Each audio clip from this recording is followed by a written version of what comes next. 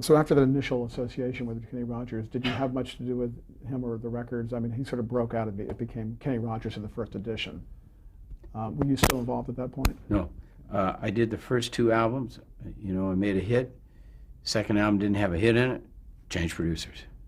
That was the right thing for them to do as well. Broke my heart, but it was the right thing to do. How did you get involved with Mason Williams and Classical Gas? Mason was managed by Cragen and Fritz, who managed the first edition, and they also managed the Smothers Brothers. And Mason was a writer on the show. Joe Smith called me up, head of Warner's, said, "Listen, great record you made on the first edition.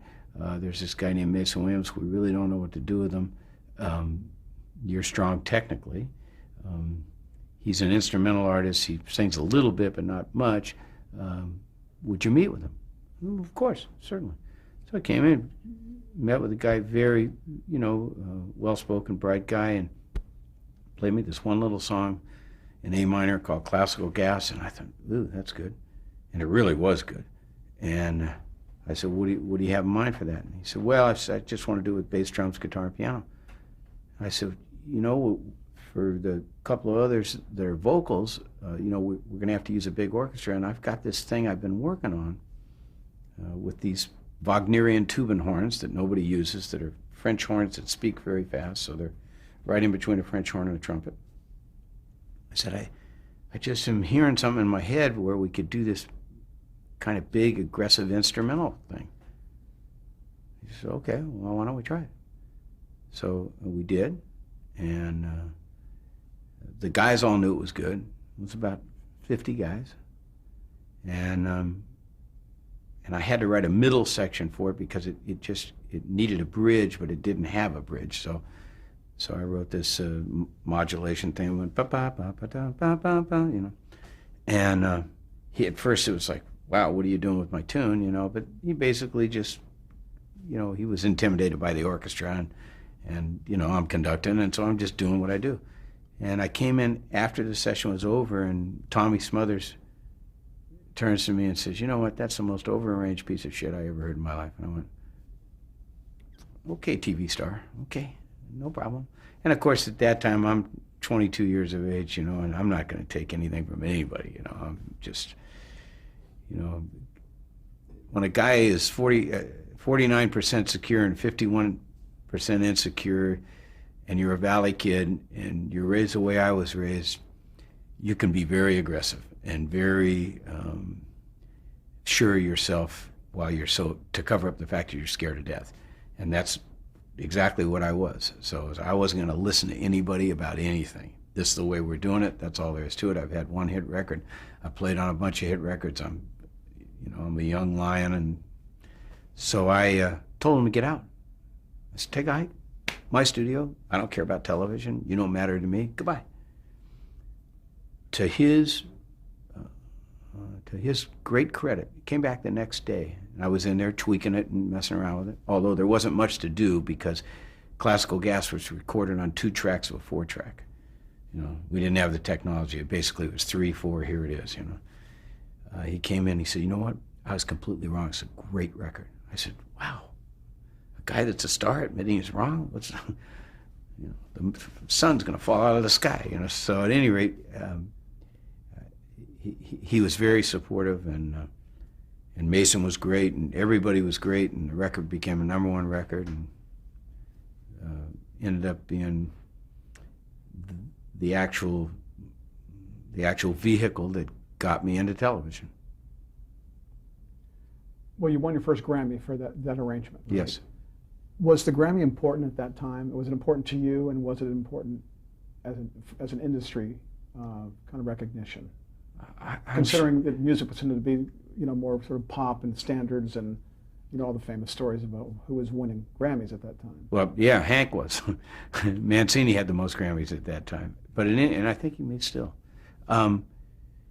It probably wasn't as important to the public because, and therefore not as important to the executives in the music business. It wasn't televised.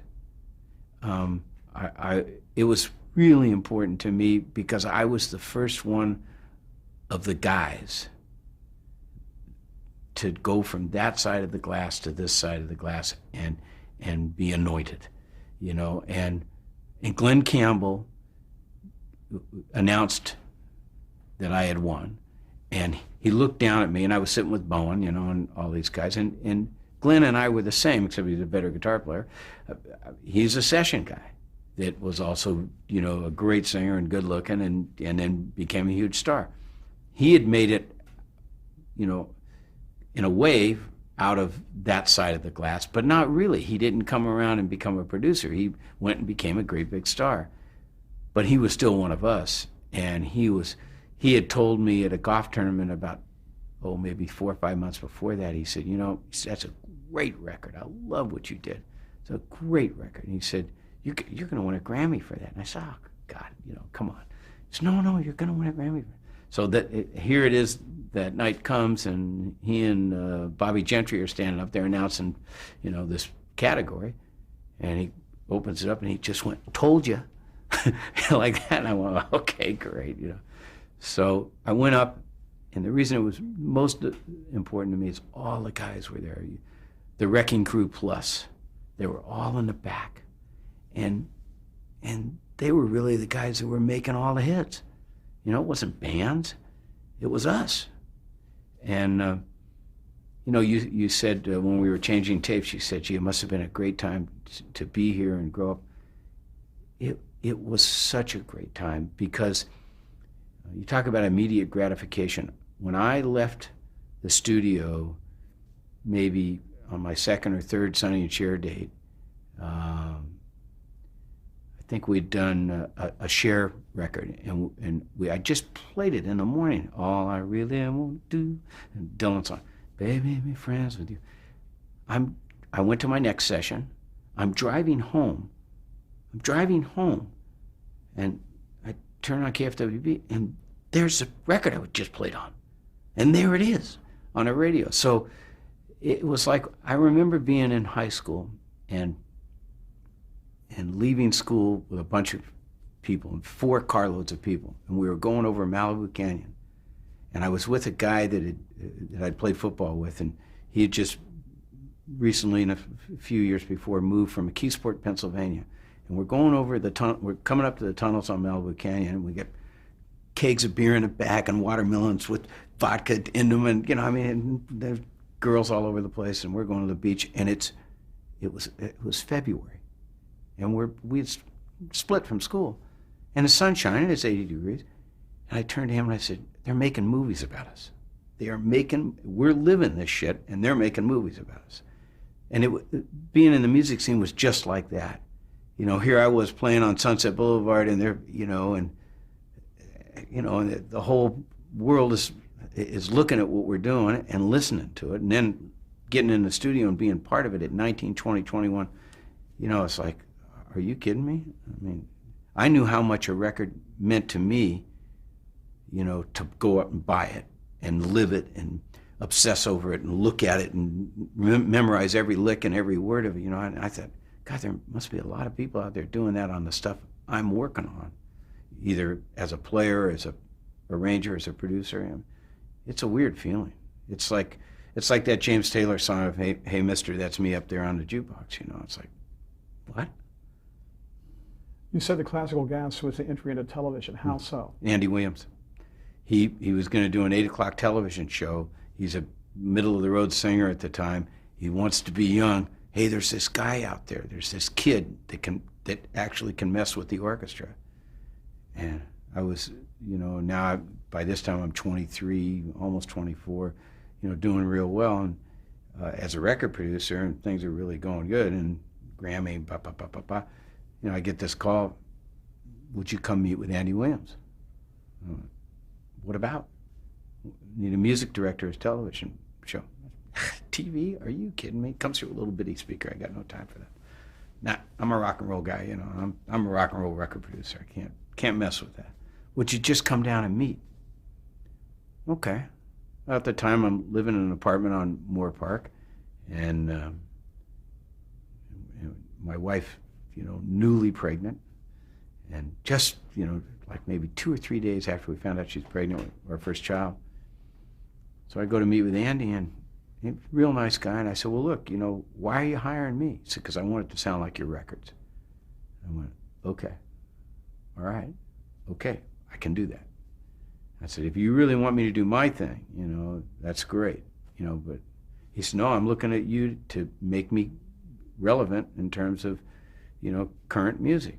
He said, I'm never going to be a rocker. I'm never going to be Joe Cocker, but I'm going to need to be surrounded. And he said, I want a young guy on camera, you know, behind me conducting. I told him, well, I don't know much about conducting. I know about starting them and stopping them, but, you know, he said, well, you know, we'll figure that part out.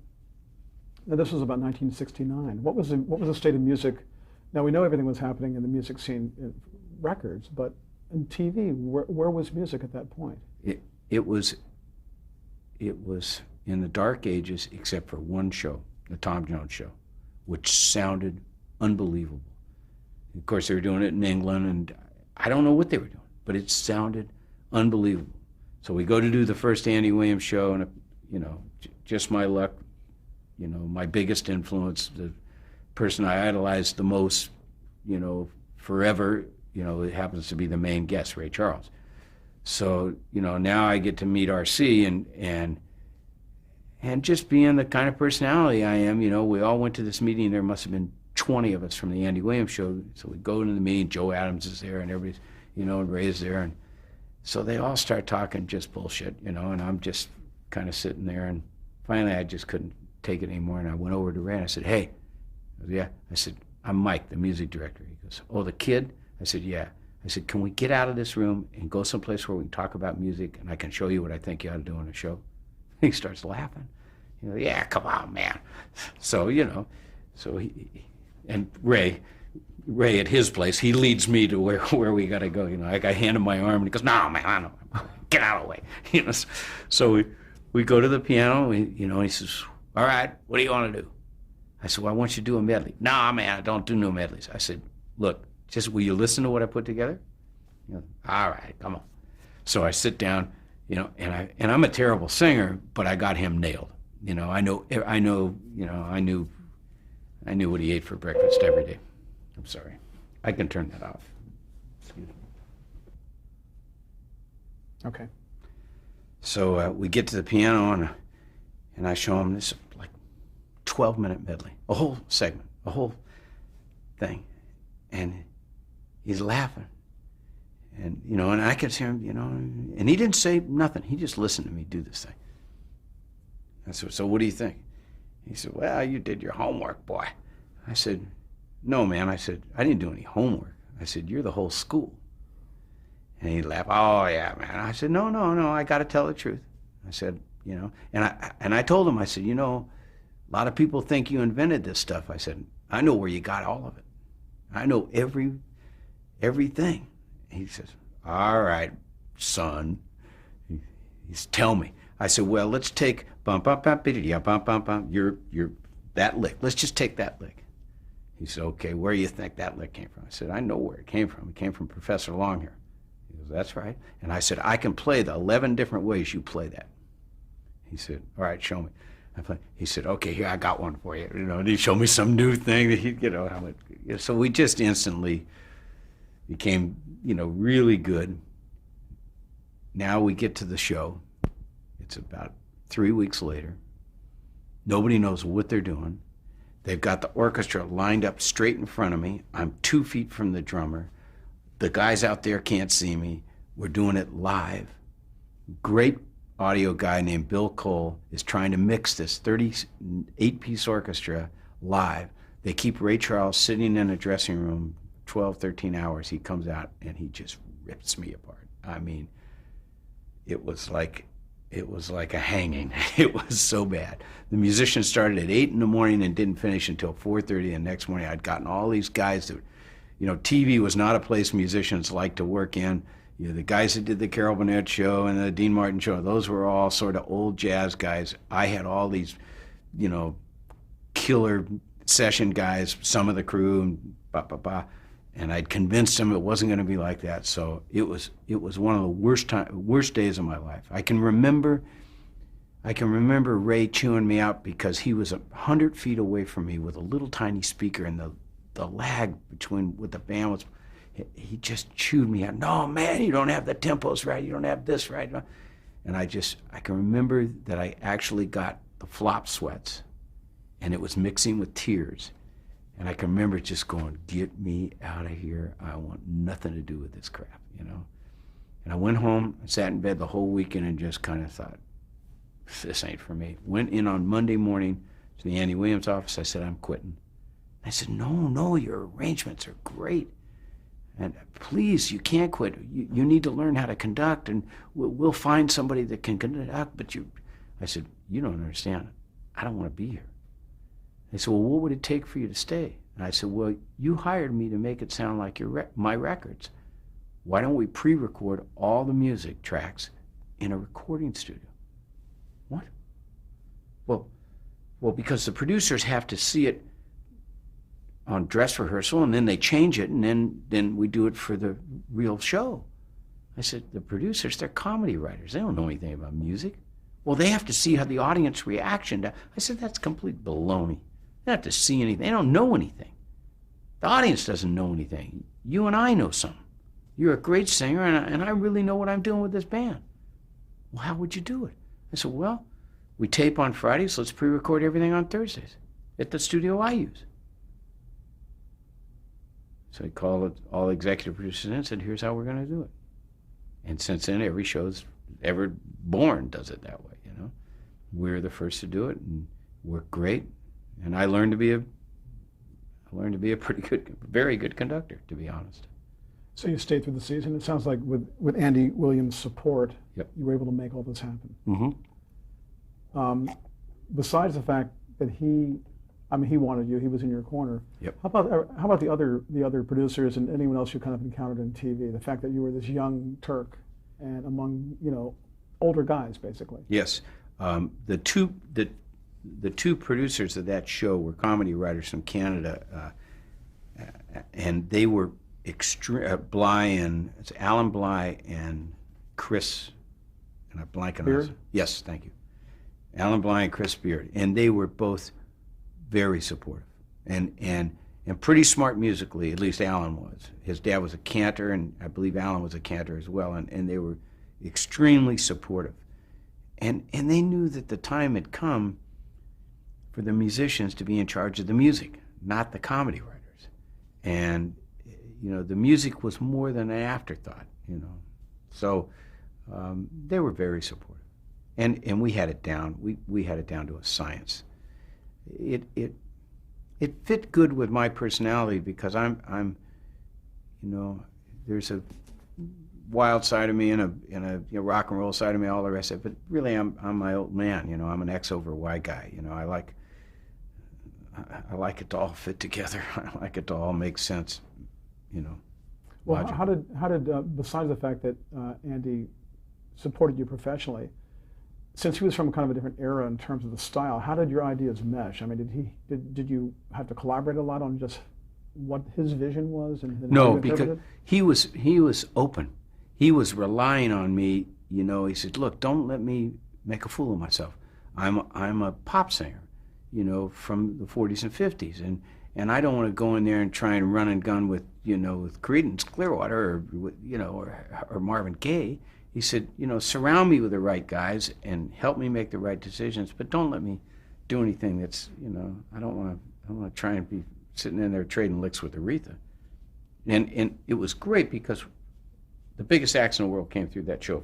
I did the show for 2 years, and I mean, everybody, Ray, Aretha, Chuck Berry, Bo Diddley, Jerry Lee Lewis, everybody. I mean, everybody, Stevie Wonder, Elton John. I mean, every big act came through that show, and it was so much fun getting to work with them, and also extremely challenging, in terms of, you couldn't help but piss off some of them because you had to, everybody's fighting for more airtime or better this or better that, and you just do the best you can do, Besides Ray Charles, who were your favorites? Well, Gladys Knight, I mean, a voice from God. Aretha was unbelievable, spooky, unapproachable.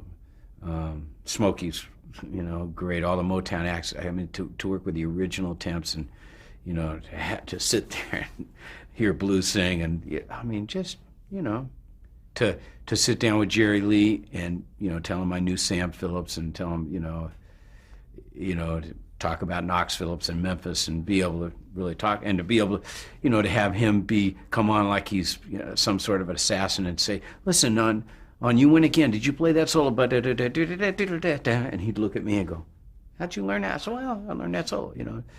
Okay, now all the, you know, everybody, to work with Chuck, I mean, Chuck Berry is like, you know, I feel about him the same way Keith does, you know. The guy invented it, you know.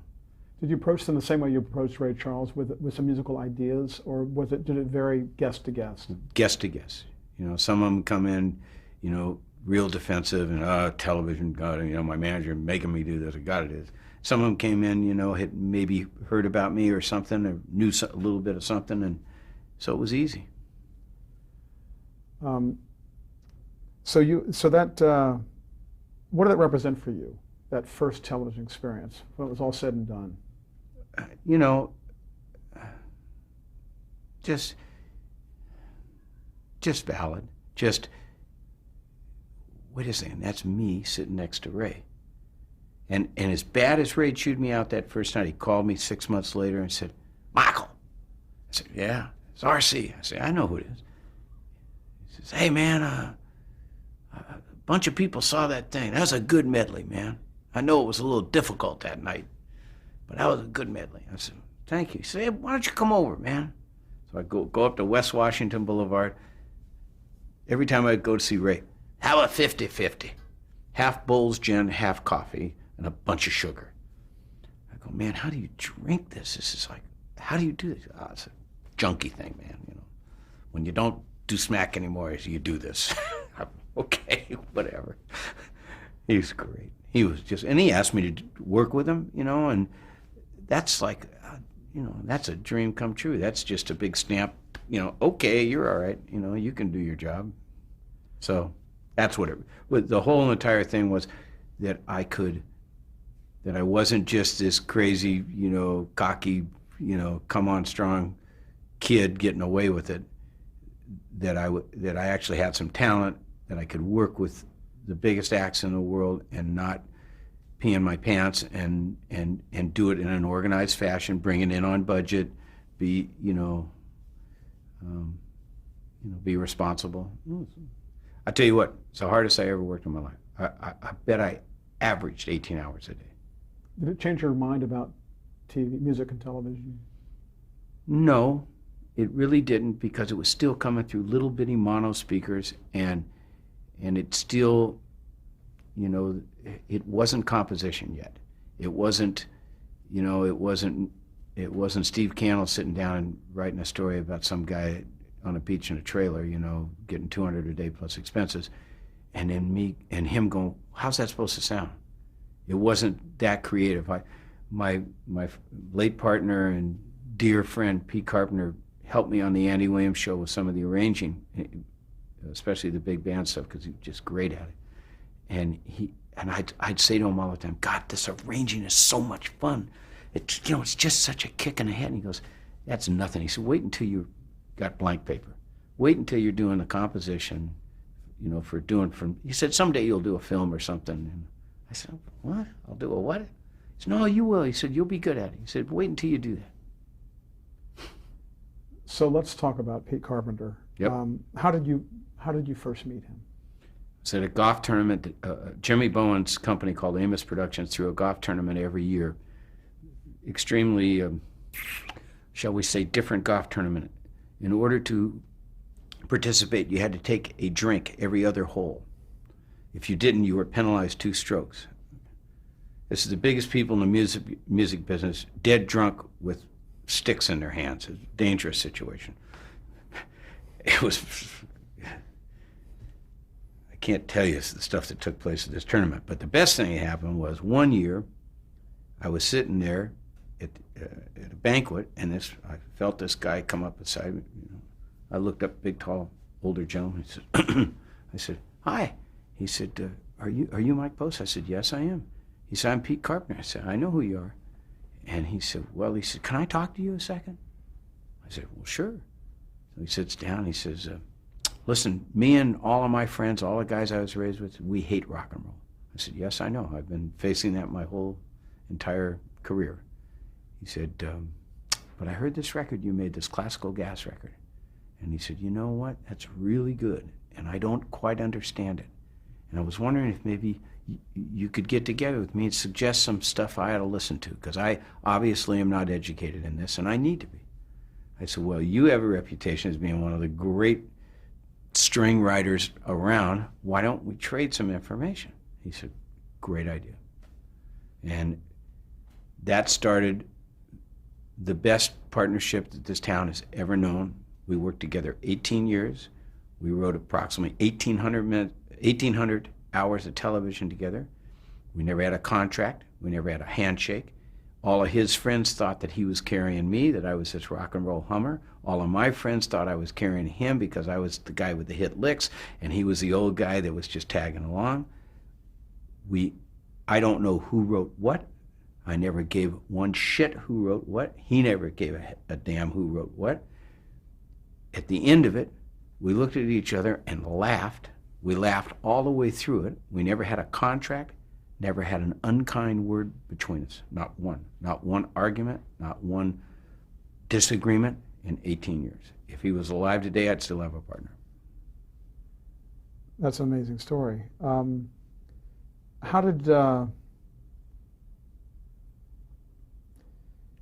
What do you see as what each of you brought to that partnership? Two different generations, two different backgrounds, one from the trombone section, one from the brass section, one from the rhythm section. And as different as that was, 100% alike in taste, 100% alike in curiosity.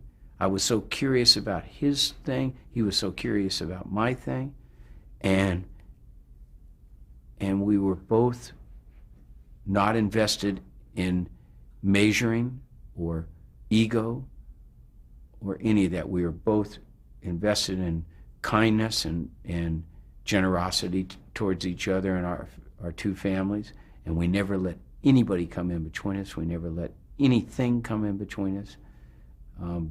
Both of us knew that we should be fingerprinted for this, that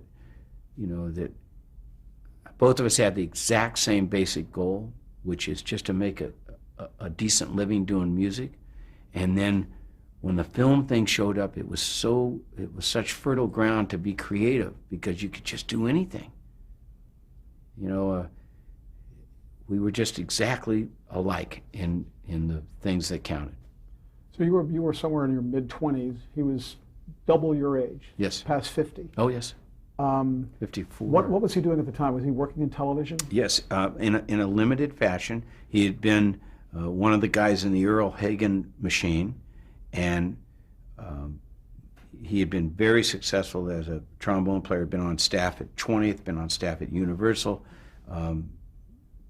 Very well respected. And then as an arranger, he had never really made it big like Marty Page or any of those kind of guys, but he was a sort of a journeyman arranger and was working constantly, and then was active in sitcoms through Earl Hagen.